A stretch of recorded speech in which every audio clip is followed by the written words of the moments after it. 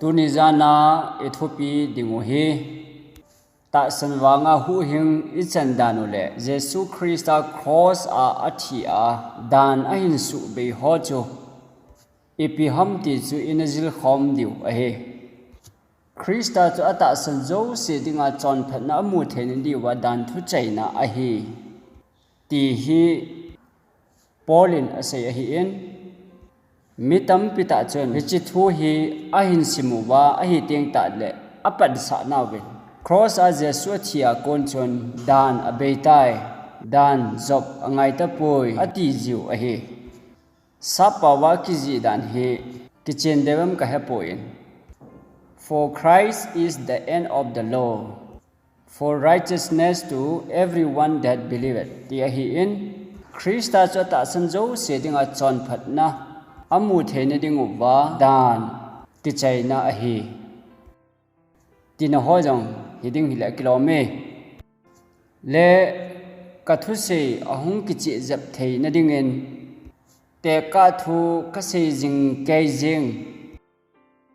kichi ka sa ma jing kai ma hin ka he thim khat akonin patding kanomen san jing buwa hu hi dano lurma saw hetiven William Wilson ati pau hi America gama umahi in postman pa chu abulua atha he amantawin dandung zui ta thu tanule khaili ding anahitan zela chun akoi tawin zel sunga chun dan asuke khatapon ahe phate chan a omin ipidan hizongle asuke thapon ahe henama jongle zel sunga dan phatata azop na chun thidinga chung thu atan naw ipilam pi hizongla phiet thei tapon ahe zel sunga phate cha dan azop je chun ngaidam ahi thei chomde tapon khaili hite te ding hi ta ne he America gam president sagina Andrew Jackson phat lai chona hi in hechi chun kidang ta in ta san lo helin angaidam zengin khaili ding a hi na akon chun thema jan sa ta in Supreme Court lama thuboi zo se cho asu falpi so kai ta na he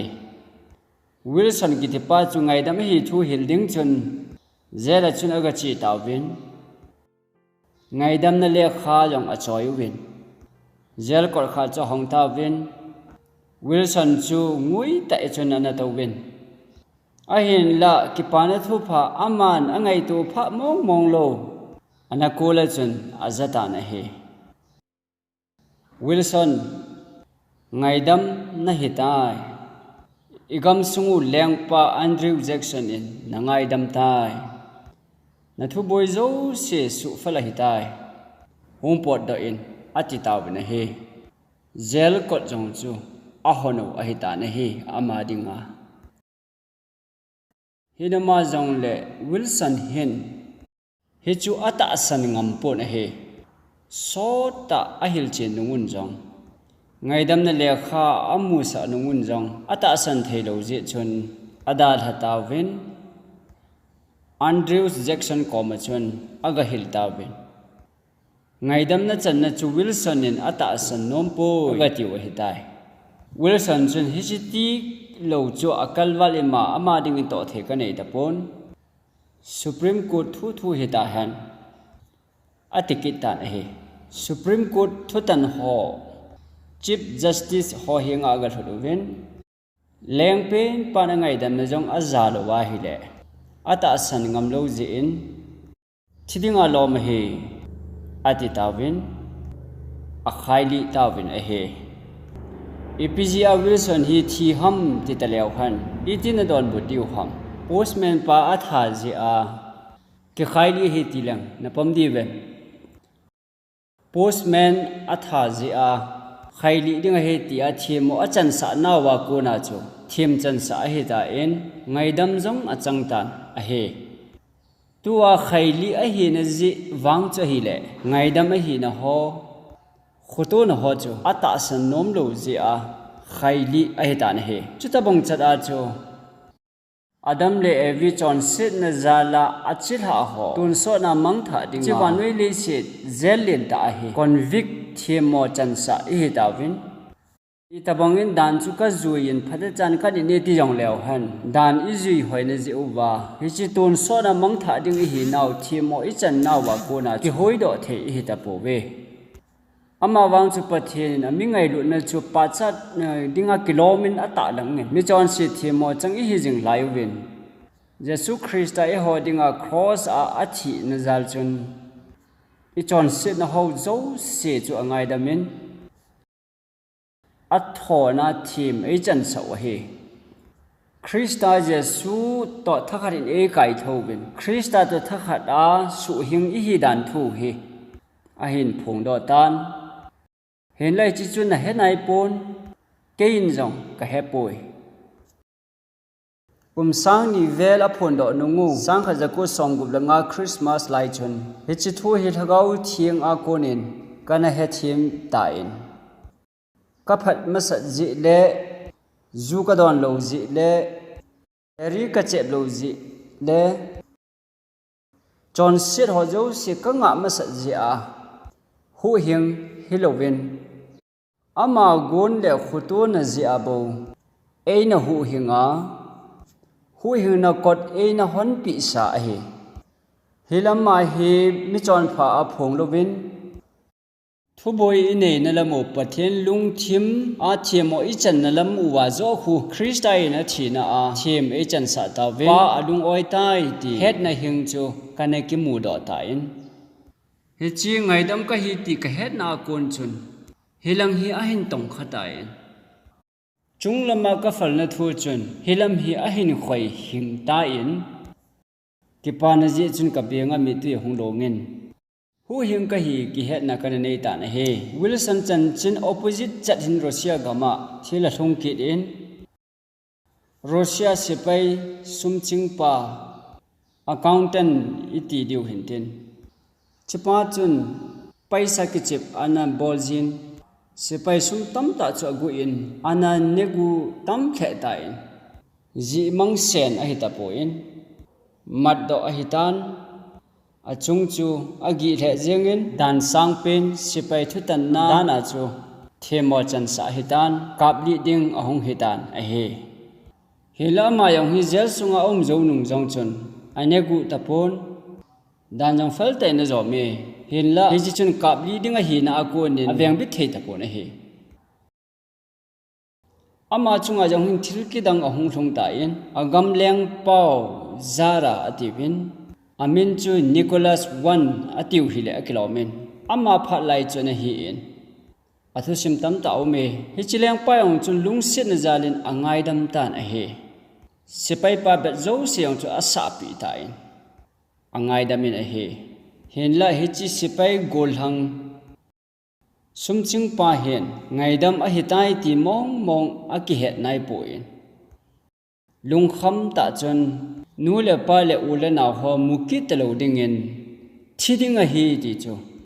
ti chu ki he din zela chun akun cha khe na he hin la jara Nicholas 1 hin lung set na zalin khaili ding chu angai dam ta je chun hi ji thu hil ding chun zela chun aga chi ki taw na he wil sang tabang bang chun anata san ngam kit po na he awai jeng theilo wa hi ki pa theilo wa hi hin la alainat pi ain sung mi la sa ta san mi ho chun Nicholas in angai dam na le khale amin sign ho ga pe vin ngai dam na hitai ki pa tain hung do jengin ti chun zela kun hung pot do in zalen na hi jengi ta san jengin leng pa na ngai dam na hi oi jengin a hin ti vin ta ham a hin ti in hideta ati vin he ti chun ta he ti an het phat chun zel sunga kon chun ahung do ta in abenga mi thia longin Nicholas henga chun nei puyuvin atita na he Nicholas koma chun aga puita win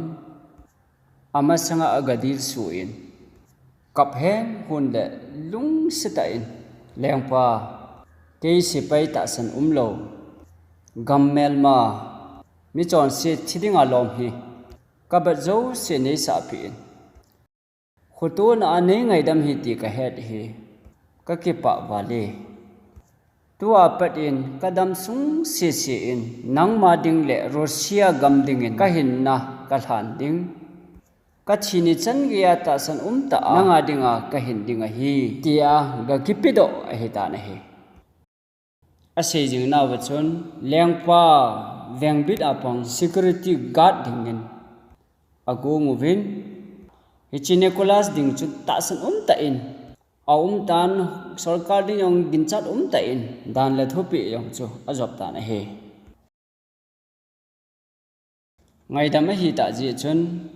ke ding chun sipai sum chun ne athing tai ati thei de pon sipai sum ne gu jing zeng ding in Nicholas yong chun ngai dam na achan kit po na he hiti ho zo se chu bol talo heldinga ngai dam a he chitabang ma a chu nang le ke yong hichi wanu ya John si sa ho hin ithil pha bolul idan thu job ji wa hi zel sunga ithil pha bolo hin pathian a ke pa sa zo tapon tul so na mang tha ding hi mong ta bin chitabang mang tha ding hi naw hun bi ahung hi lai ta chun pathian chen chapa changkhat Jesu Christa chu e holding in ahin soling cross a hung thi in hichi ji abo chu athona thim chan sa e heaven ama chun e ho thil bol ho banga hilowa ama gun le khuto na wanga bo e hu hengo a he atin a he hichi lung set na chu le set ki sem masang pe a Christa Jesu a chu apu a hitai atin he Timothy thotni na bungkhat chang ko chang soma hichi thu chu hello helen hichi vanoya hin so le sal hi in ilam vayo ven gan thei ta in thamon na nei lovin ina jib na he ama wang chu hichi ki pa na thu pha chu van til hon Bethlehem dai pa ma hin phong da on tonin na holding in David khopia hu hing pu a peng tai leng Christa ativin chuyeng se helovin Calvaria thia thokit nungen Pentecost nia agau thieng hung thong chun se yuite mangcha in vanoi mihim ki sa na la e hu hing ding min dang khat chaum poi Jesu Christa hin na simpa na tha pau pathian in hu hing pu le leng pa dingin azit lama choi antai ama min bo si a chu chon sit ngai dam chang hi tawe chi hi ain phung do na he hi chi chu mi na ta san nom po le ama dia hin na kot ke hong a hi ta in ama ding in hu hin na kot chu honin om ta in koi hi yong le ta san nom le ta san ngam zo se chun o ka ki pa be se jenge ti a zel ilu nawa ko na I hung thlai do jengu wa I ta san san wa hi hichilanga hi zalian na hung jeng a hi ta san sanule ilung se do hilovin hichi photo na ji a hu hing na thil thon pe tepsa sa chu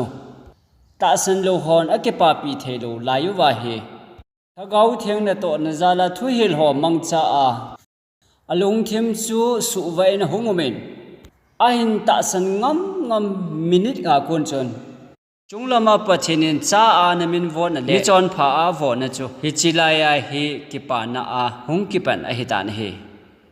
wa chaila simpa chun kicha namuna ka e hilin ka ki jat e zo sa tai kata san le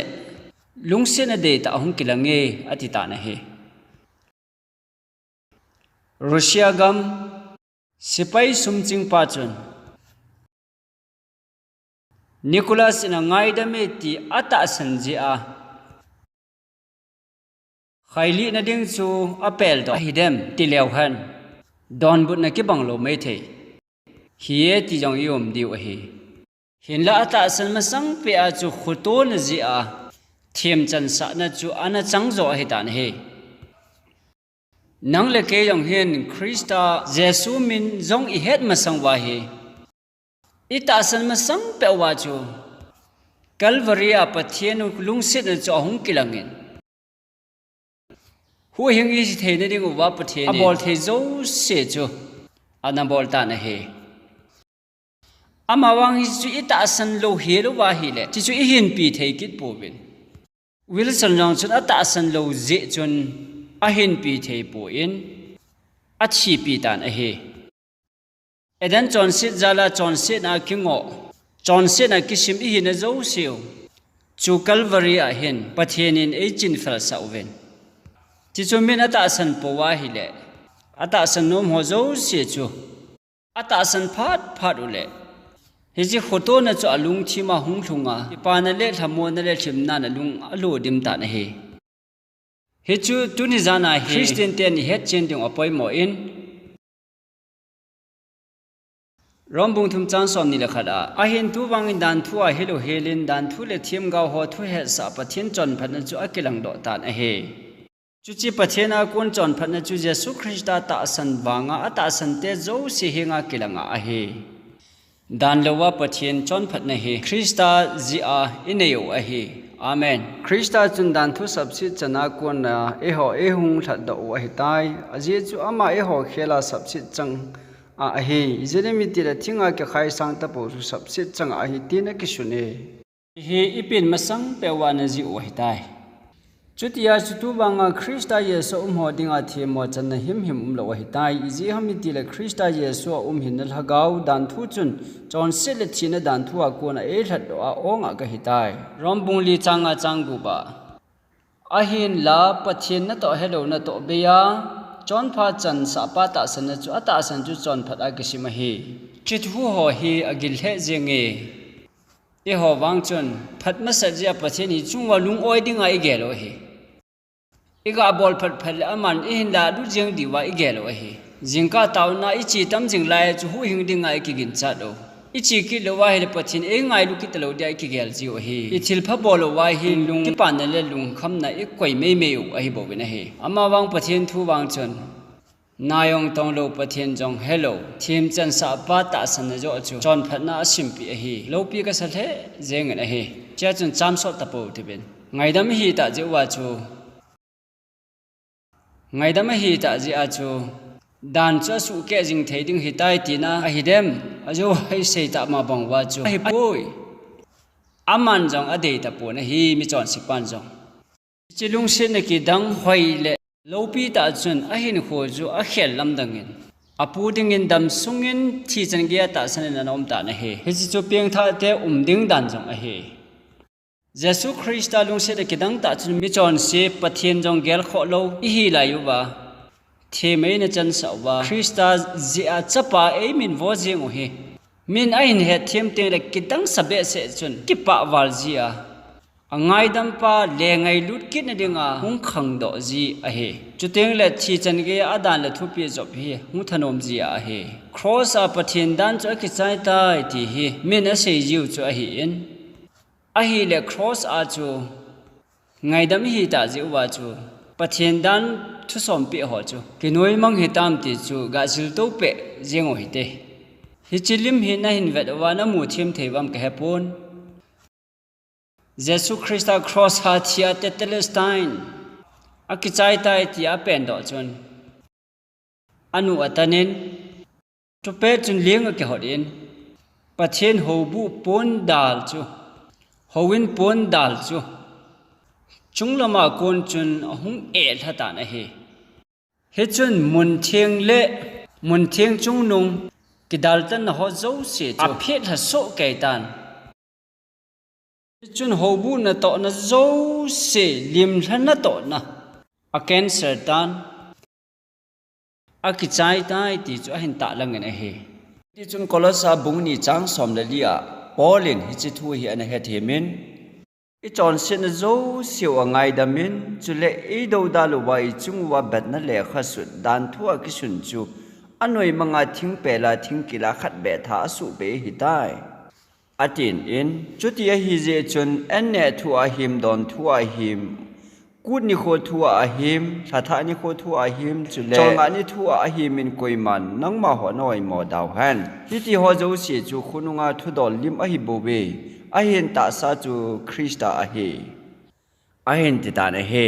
but the body is of Christ I chon se na zo se ho e ngai dam ta ve bat na le kha thopi a kizi I chung wa e do dal jing wa chu anoi mang ta ye chu ne le don thu a ko thu la tha thu ho a chol nga ni thu a koi ma chan na se se da taw han chi chu thil hung hung ding lim a hi shadow things to come thil hung hung ding alim bo a hi a hen ti ta na hi he ti chun rom bung som chang li chu sim kit lew han Christus to ata san ho zo se ding a chon phet nan mu the ni win dan thu chai na a hi cha hin Jesu Christa ta san zo se chu chon phat na Christa zala I chan the ne ding ubin dan ki chai na ana hi tai ti hi Paulin ki chen ta in a hi lo ve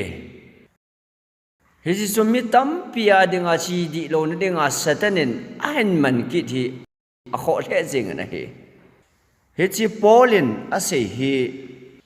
pathian dan moral law ati ziu hi phat na dan chen thu tan na dan ke ngap na chu amang tai tia se na hi di ham ti chu sui chen ding angai ta na he Jesu Christa akhat be wa ki khen be tha dan chu ipi dan ham ti chu I sui do angai jin a he he chi chu achom thelam pe na I sei the ding dan chu thil hung hung ding vet sa na ne ki bol ho zan lai na zil ho ganna ki thoi na ho Christa vet sa na ding a ki thoi nau ne le don zo si aku new le akichol nga new sabat ho zo se chu cross a akhat be ta na he anoi mang tai ti chu I he thei ta bin he chu le mu se dan le khabua abet na abet u mit khela mit ha khela ha mi keng su bo le na yong su bo kit ngal ding ti ho phuba la na dan chu pakai yesun phuba kiti mong mong ke man kala ding a he koi ma chan phuba na la lo di wa hi ti in he chi dan hi a hin noi mang ta in chule Abraham ko ma Jesu Christa pathin chapa nu mei tha ko na hung peng ding ama thi san so na za la hu hing a hung hi ding danu thu ana het the na ding a chi tha pasal zo si ge nia chep tan ding da ti ho jong chu Jesu Christa thi san hung so do pha da chu chep tan chu ngai ta pui ti chu he thei ta win a he Christa Yesu a chun chep tan jong ima hi pon tan lo yong ima cha hi pon he he chi keu yong chu hi lo win sinai thanga nang thieng thim pu chi hidinga thulhunga alut pi na chu ata a abol bulhing zo ta lo zi u chun vanlal nau banga akana kalvaria chitin pautin kidang chom ta po in Israel nam hen chom na aum ta poi ti hi pathin ho in pon dal a ke a chu ho in pon dal a e a ko na chu phon do a hung ma hi ta na he chi ji a chu he chi Mose dan limla na to na kut ni ho kut sabat ho kut ne le don dan Jesu versa na ki bol hi chi ho zo se chu cross a ki chai tai ti he ta wen he thil hung hung ding ho lim sedo ti le ata ti chu ipi ki se nam ti het angai ta na he ipi ham thil hung hung ding ati hi ti het them the na di win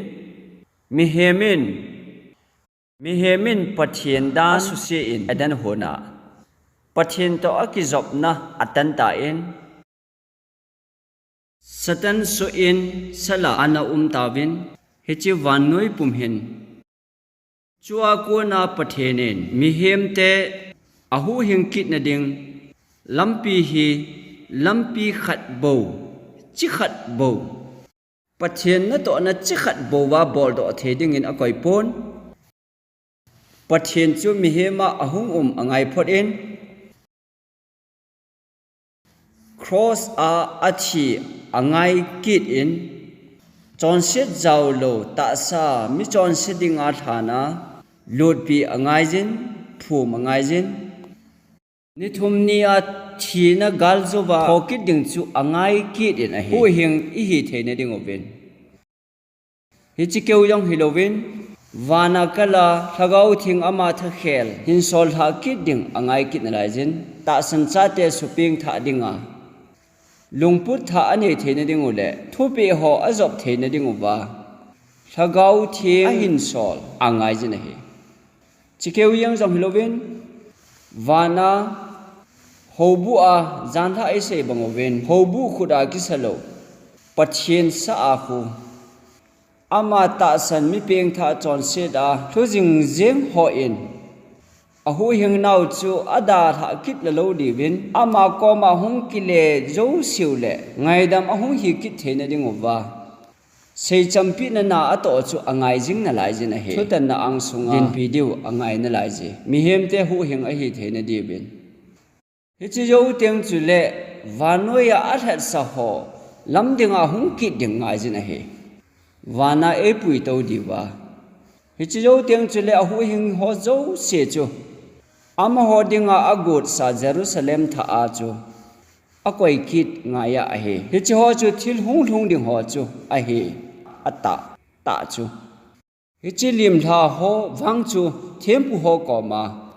hi chi thil hung thung ding Jesu na a hin to ding ho zo se chu versa na le ali ma practical jong he thowin drama banga versa in thempu ho chun pathian na to na ana chalovin a he hi chi ho chu thil hung hung ding ho lim a hi ti a he hi ti ho zo si hi Jesu in a hin bol ding ho zo si cho hi ta na he cho ho zo si hi Jesu in ata ta a hin bu su bu hit ding ho cho hi ta na he hi cho ho chu a hin bol ma sanga thul hung lui khanga chu adama kona pathian chapa hu hingpu redeemer hung ding pa chu nga lal ta akhang tina na ngau a he he chi chom hon ata san wa hi le ata san naw ta lang na dinga bolding khat ane wa hi ta he chu Jesu Christa mi chon sitte dinga hung peng in tin cross chiding ata sa chon sit na ne lo chu e ho ding an thana koi ding sinagal zo tho kit ding thagau thenga hin sol kit ding vana kal to kit ding hung kile kit ding Jerusalem a pui to kit ding o hiti ho zo se chu ata san wa hi le ata san naw versa na ninga bol ding ane ta bin hi hi chi ho chil hung hung ding ho versa na lim tha ho chu a bol ding o hi ta na he khatna a chu kal chu kut a phat ta le nisan som le lia kum se le a bol ding o hi hi chi chun Jesu Christa e ho ding a Calvary cross a thiding hi ti a versa a hi avoma ki sun lang hi alim chu a hem cha hi in asan lam hi ata ta hi ding a hi ani na a chun chol solo chang tha kut amang ki tawin hi chi chol zaw lo chun Jesu Christa taksa chon sin ne lo e ho ding a pe ding than ding chu anavet sa a hi athum na a chun gama sakut amang ki do bin a hi changmin ala ma sangwa amin ma sa phalkhat ahin la khom diu chu bu ala khom ta ta ma sangwa min ma sa phalkhat bo se chu ahin la wa them pu ho chun pakai ang sunga mai cham thil tu a ato jiu a he he chi chuni pia ver sa ham mi ti wa hi le Jesu Christa thina gal zo wa atho kit na le Christa to thakha da hu hing cha te wanoi bu la ma sanga chombia thom sa ho sida kona that do sa lung lui khanga khangtina mi than somte ho Jesu Christa atho tho a thana kona thodo ho chu anavet sai na he chua kon chun gama sa thil tu a than do ani kho wa kona cholnga ani ve segi asim dingo cholnga ani sagi ti chu hapta khan ani sagi omje chun sagi mun sagi chu somli le ko ti na hin hichi cholnga ani jing ki da chun hin ti ta in hichi chu asom nga na ana hi ta na he hichi chun Jesu Christa a thok kit nung ting le Pentecost ti chu som nga na hi in thagau thing hung ki bung thading chu ana vet sa a hi na he zit langa ho zo se hi ata a hin thil hung thung ding ho chu hichi na vet sa ho chu avoma ki ji na lam ho he chule sumkon kut amang ki dovin thutan na hungum wa chal dinga he koi machan kan he mong mong pui ti a pansa na asim lo na devin Gampumpi a kigalgin na thuhil phon do a hi in hechi chuni piavat sa ham miti wa hi le thutan na hungum zeng ding le hechi Jesu Christa hung wa chal kit na dinga chu mi zo se ki go sadem am thene di wa thagau thieng na to a ke pa na thu pha kigalgin na phon do na chu avat sa hin tia cha thad do na ni kho I tiu thasagi na ni som ni chu atonement day yom kipul atiu chu van ho bu a Jesu Christian e ho dia I thakhel di wa thu e tan pi naw le e din pi na dingo thu tan na kut anavat sa he a chai na khi a chun ato gim naw zo sela do nungwen gam noya thambu aga sawin ni khat ni chu sabat ni tabanga manding a hi in hetia chu ni sagi ke pa ta ku daga manuwa niget ni chu sabat tabanga man kit ding a hi kit in hechi chu thambu kut atiu a hi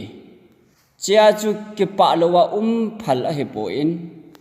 tum kaw ho ki choiwa ke pa ta a galzon ja ke pa ta kum thung ke ya ato gim gaw a chol san o hi ta jin ke pa ma a chu hechi ku chu amango win alam lamun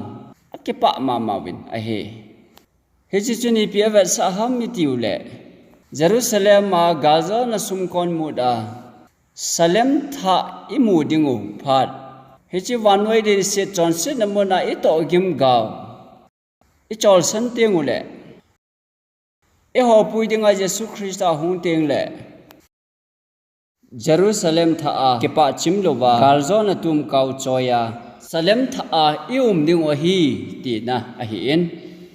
hi ti ho zo se hi Jesu Christa bowin a hin bol thei a hi hi chi versa na le alim na to na a hi Jesun chanvo anei po in hi chi lei se na thiam pu ho le pathen na tong khulung lui khang lai chon a hem le alim na na tong ve ati chung hi ta na he ata ta na to na iti wa hi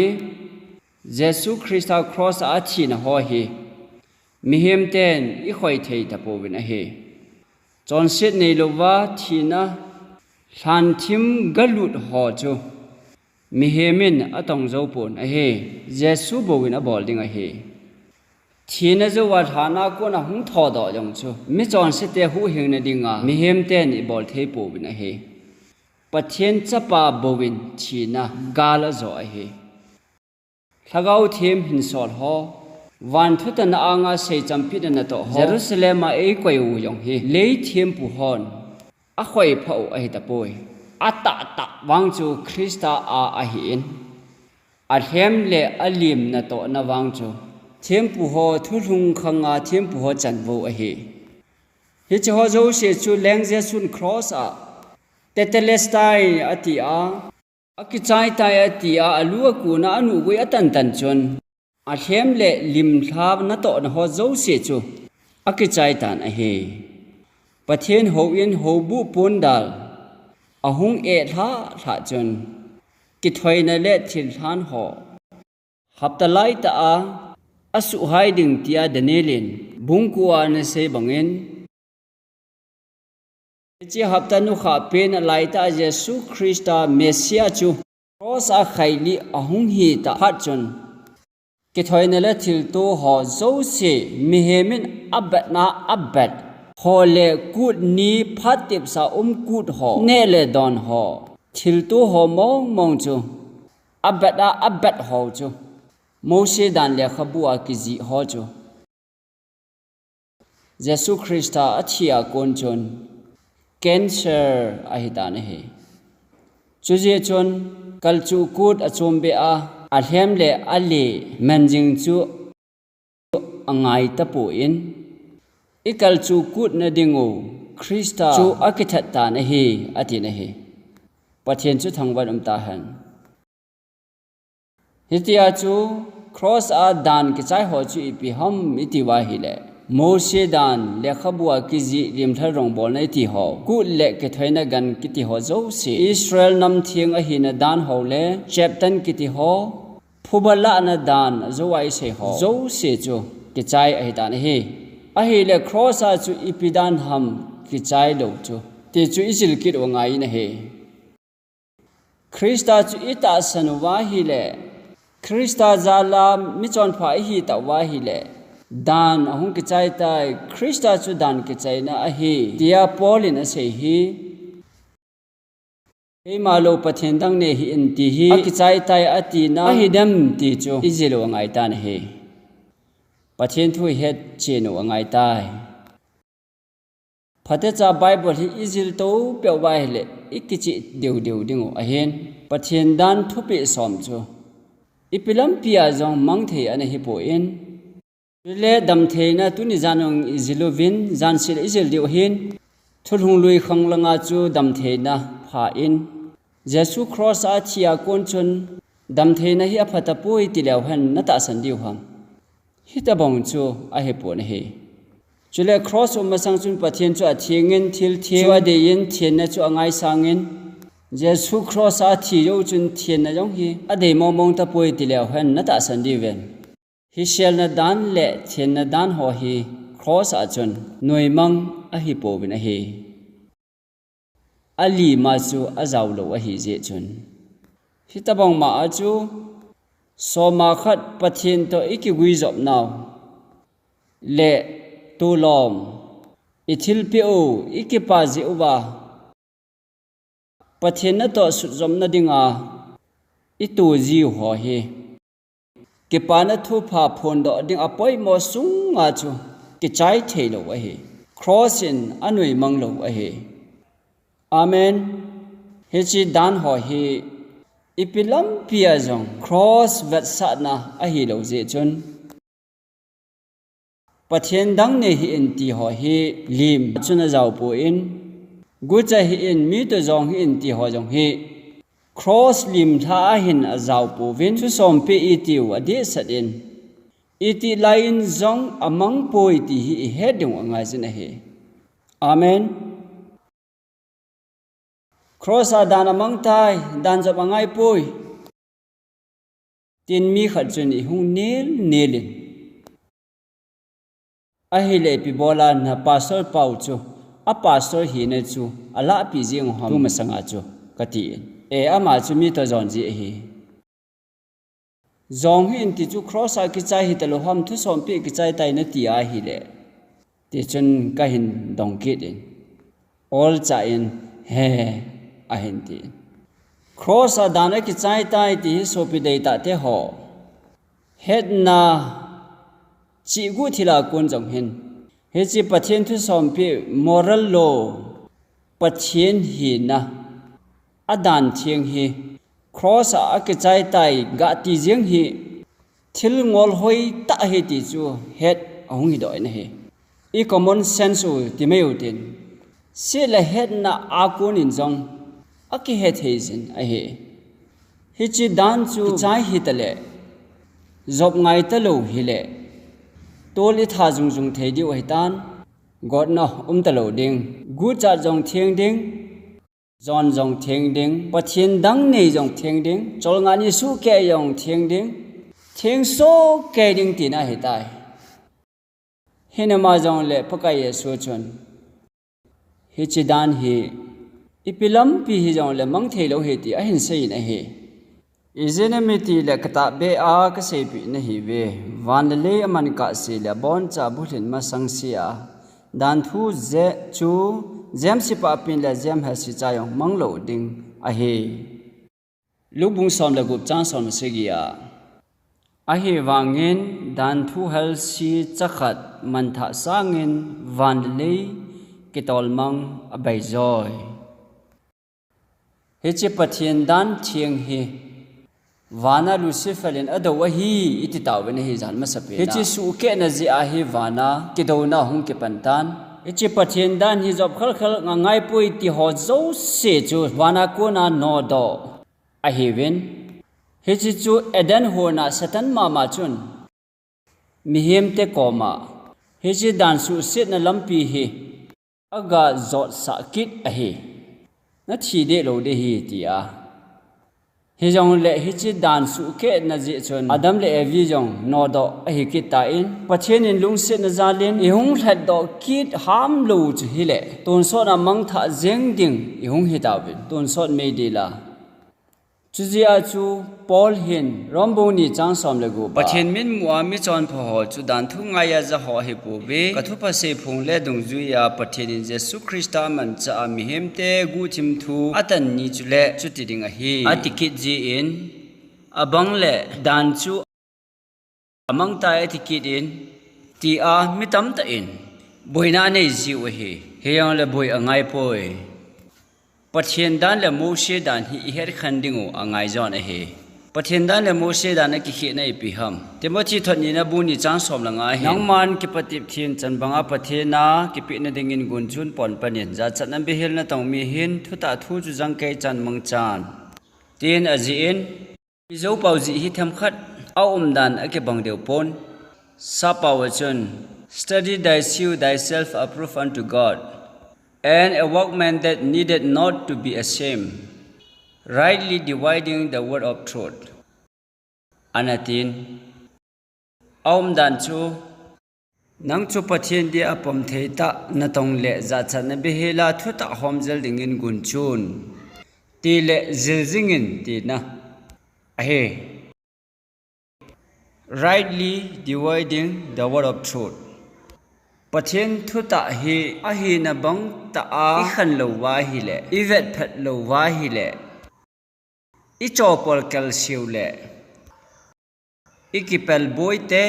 dingu anahi Pathian dan thu som pi le Moshe dan cross amang pa hi I her khan lo wa hi le Pathian de ma le Pathian ta san ma jing in I chi khel ding wa hi pathian dan chu pathian in ama khut zung na ji in hi chakhu na mo wen abong le chang ho song pheng ni a ji in pathian thing kung sunga a koi in he chi chu mi zo se ding in a pai mo na he tol that hi in ti ho hi ton so na dinga jam sipa khalo manglo dinga pathian in a thutan na dinga anasem a hi in avan circle dan itibin Chulep drom bung sigi chan som le lia chun thagau lam thila hi ati pathian chu thagau a hi in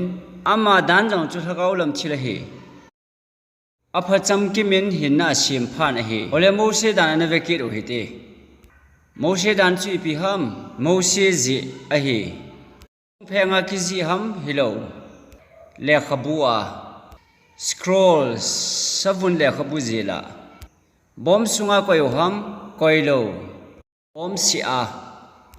mizo si a hope na to na ki thoina chapter ho chon a hope pun he cross masanga Israel te dinga pe a he cross a ki chai ding a hin ton sot chil a he pun he thil hong ding vat sa na he kolosa buni chang som segia a phacham kim poitin hebrai bung soma hin mo ve na he pathian dan chu pathian kitip na thing kung sunga hin omen Moshe dan choya hitam bom si a SIH a het khana ha poi na tiwam hin la Moshe dan ina ti jingu le khapua kiji thelhong ding kiji na le khapua ho jang chun pathian dan le thupi som ho chu a ji jing kai thobin a he thilphata ta jong a ji so in hi ji chu pakai dan bu tia jong aku ki tho a he hin la akibang model win he khara chun sombo aumen thu som pi a chun song pheng ni a Moshe dan wang hi le bol hin ti thu pi zo se zagu wal aumen a he chua chu cross lim hoyong cha aumen Deuteronomy bung som thum la kha chang som ni le go ba Eche dan bu hi la wilang phakai na pathenu kitip na thing kung si a chun koi ta win ati in Chijowin ke yong ka ki he yin mul sang chunga ko ni ka hong kum su pai yin ka sim sa thing kung sunga chun song pheng te ni chu ka koi tai paka in ke mai thupi bangin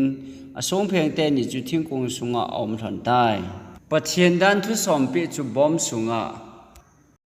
Moshe dan chu bom si a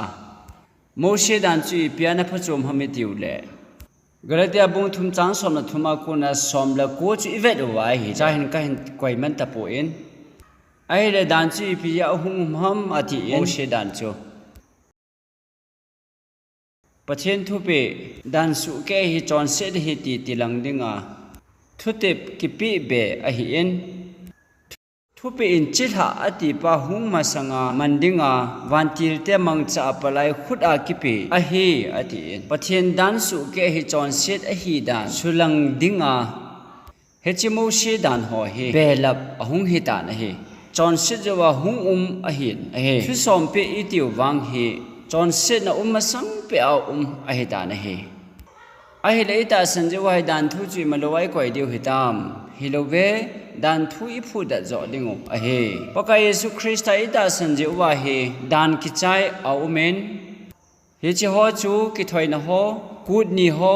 good ne le don ho chapter ho phubala ho Israel nam thieng dis na ki het na ho Ephraim chu e dei penu ve izo ho Ephraim ka hi ve Manasseh chilha ka hi ya ki Israel sa ho he pathen in ima chana gel ta po in crossa anoi mang tai ti heaven a he ama wang pathen thu som pe hi zem sipa hel sakha chang aman tha sangin ipi aman a bailam joy ati hitang wan le leisit aman a bailam joy mul khat cha yong sumang thelo ho hen pathen dan hi amang tai itingam di ham aman thelo je a chu paka yesu christa leisit a e that do dewa a chi ngai zo a he chuji a chu e do da lo wa I chung wa bat na le kha su dan tho gi sun chanoi manga thing ke la khat be tha hi tai ne le don chung chang thua kine loading ku ni thua tha thua phatep sa good bowling chol ne thua ti ho e jesu christa cross a ahung thia ko na ki chan ge ya ana to na ding vet sa a ana pang ding a lim tha na to na a el ngoi sa ne le don ho zu api ho ne le don ho ne thieng lo chung chang thu ho chu angai ta poye atina a hi en tu zana alu le dal na ne se na hi po na hi dunia kel sa le bon sa ene u se na hi poi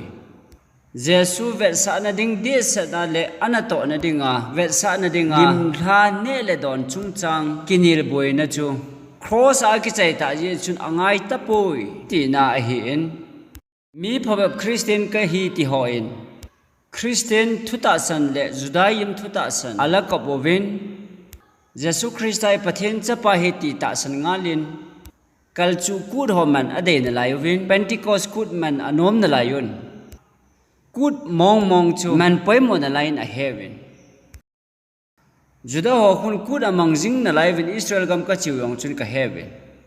ipia juda ten kud aman jing na layo ham sambu kud pentecost kud ho kalchu kud ho iti wale leng jesu christa cross a chi chu yashua mesia a hipo ati ji u a he tua khu mesia chu anga jing wa na lai jin kana bang ani se na kap na lai vin thado pa redeemer ungkit ding pathen na gon chu jesu chu hi poi ama chu thim bol pa chapa me a hi pathen chapa mesia ta chungkit ding a hi ti a anga jing na lai o he tu chan ge ya hi ni se kap jing o he ama ho chun ku chu mangjing jeng u le kilome jesu christa na to ding hung ding lim tha a hi ji a chu henla jesu christa chu ke ding in cross a thita yeti ta san mi la hi kit a good man alem le lim la na to na hi bol kit jing le good ne le don ho ga bol kit a chep tan ding ngai na lai ti ge le israel mi hi na lung oi pi na lung thim nei na ho zo se he jesu christa ta san ho ding a chu cross ai cho athai mang hi tai e ti wa hi amen chia chu tu ai ku na mana nisan sompali a en na ne ki da kalchu good bol nei ki da hi le ipi bol na ham mesia hi hung thina lai ding hi na ti na hi jesu christa thitai ti na ta sanem ata san jo si jesu christa chu pathen cha pa hi in ke ding cross a thitai ti jo sin khut tu ti ve amen chutia hi le chombia kal chu kut a kisa boy angai ta pon hi ikal chu kut na diu chu edi somthum la khara calvary achun athata win hi krista ngai chu amen hi chi chu min lungsunga ihin ta san tengule khangtina mi te hon eima khangdung juya hechi krista chu ka kal chu kut ading ana hi athisan ta a chu them ene chan sa hi tai ti ita san wa hi le kal chu kut di ta lut hi ve hetia chu krista cross a chia ko na chu kut ta ta chun e na lut to ta wen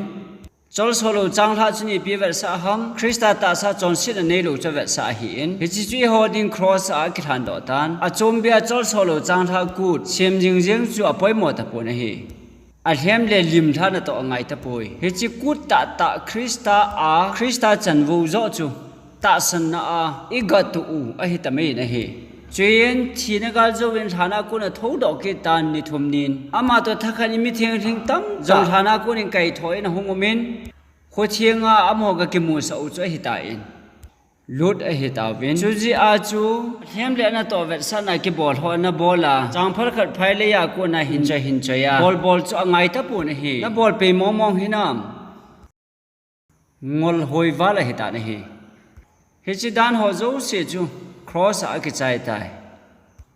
dan ki chai na krista chu dan ki chai na the end of the law ti cho hung hi ta na hi chi dan ho ki chai na chu a hi ta na hi hen la hi chi chu pathin dan thupi som ke ma ti lo pathin dang ne hin ti ki chai na dan a hi po na hi hi chi chu i her khan thi mu wa hi le i boi lo diu a hi chule pentecost ni a thagau theng cha hin bung thatan hi chi chu Pentecost kut ye anavet sa atta ta chong hitan alim le atha hichlaya ana bol jeng hi ne khoma Pentecost kut ana bol jeng chu angai ta pon thagau thenga pen tha nan na nei le Pentecost kut a lut na hitai tinai hi amen hitia tu hi Jesus Christ hi chu van ho bua pa ang songa e se champi ding wa wana chu na lut tai ti chu hebrai bung ko chang som ni le lia chu ni movin chu ye chun thuta na vai hom na I ding ta win a chombia that do na ni kut yom kipul hichile se da man te chu apoi mo ta pun a he thasagi na ni som ni a them pu chung nung pe ni hobu chung nung pe na om lai jin Israel mi pi hon pulama them pu chung nung zaw lo wa thambu kut anaman theu hinam koi ham he amang thei po we Tuai thiên pu chung nung hiu hoi om ham Jesus Christ hi hang hoi om ham wana ti yeng se kalung oi poi van ho bua ti jeng jang kalung oi poi mun theng chung nung a pa ang sunga e se champi u yu ke lu ta san ta ding jing jeng a hitan chuti laya thiên pu chung nung zaw lo wa chile se na a hem le chi dang ho chu in bol sano a thieng pu in amen he them wam e ho pui ding a hung teng le ama ta in awan ga ma e pui ding o Jerusalem tha a ama pu ma thambu kut iman ding o he ata ta a Jerusalem hallelujah chu je chun Jesus Christ so ta san ho zo se ding a chon phat na amu the na ding wa dan ki chai na ai ta ai ti chu he che thu som pe hi lo bin them pu ho na to na a zo wa se ho cho he ti chu he do a pha na he mi hem khat dia lam pi khat cho lam di bangin a ki mon a hi wang hi chilam pi cho to na thi na hi je ti Bible in he lo bin Jesus Christ cross a thitan Chichui ta san le hi jenge dan jop ngai ta poi aga ti nom selo chu ta san the ta a hi je ne hi ase hola athem the ma ben a hin la chi na hi ti chui het de wa hi hosia bungli changgu ba kami te chu he na tha samje ben su mangen om je ben nangman het na sa lawa na om pha din na them pu da ko ni na ma ka pai tai heta banga nangin na pachin dan thu na su mil je a hi ken jong dan thu na su mila ka dan da ding na hi tai Pathen mi te het nai tha sambal je wa hi iman tha jeng the wa hi chuya ju sol cha petal chun cross nung langa hi mi khat tawin dan thu bon ek zuye ti han khat chunga ki sumo tale bon chunga themo changa hi ati in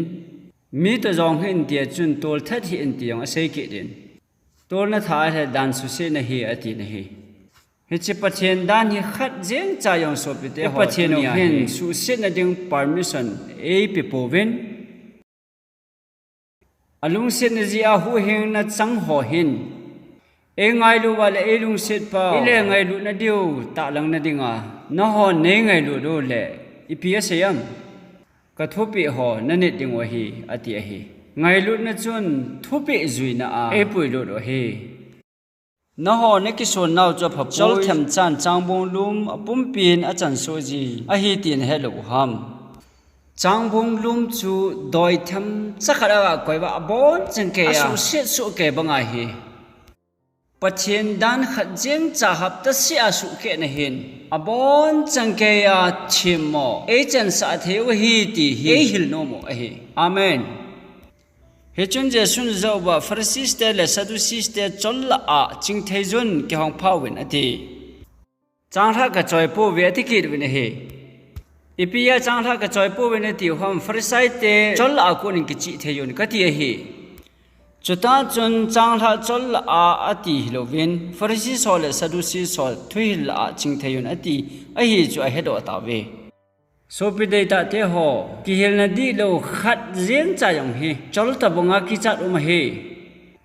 khat cha hi jong le e su se thei ve chu je chon malaka buni change da ai wang na ho hilam pia ko ni ne ki he da ovin mi na hil cha vai ji ovin mi tam ta ne ke pal hu sa ta ve levi te ta ki tip na ge yen na su si bin a hi tin thani pen pakain sei tai hi ji a chu ke man mitin YP masanga na sa mo akom sa wa ka su niam ding na hi wen na ho lampi jo si zui lo wa na ko yu wa mi na hil cha teng u jong le langkai ne ya thil na bol ji wa hi ta banga hi ka bolu na hi ati pathian thu dana hi lang nei na ine diu athiang po na hi adang ko de ya khat de lo chom na nei le kheba na hi ti na hi kheba ka hi ti na hi dan khat su sit chu poison ke koi tabang a hin bua ju cha hi ga tiu hite poison ngan chang koi pi uben ane lo hel ding a hi mo yong ching tho hi ve ama wang chu butui ta achun sala achun poison tham chakha chu i koi uben poison chu i chau bin poison gim anam tapon iti chun mun thip la khara ega koi le levin aman ane zo ta in